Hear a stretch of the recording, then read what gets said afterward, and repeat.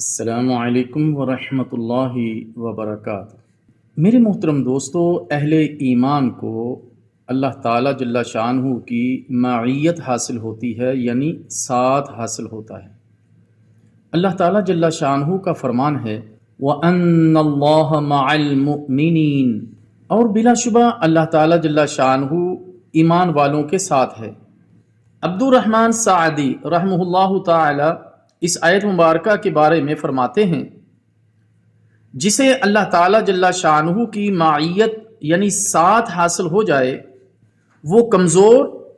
یا قلیل التعداد ہی کیوں نہ ہو، اس کی مدد کی جاتی ہے اور وہی غالب رہتا ہے۔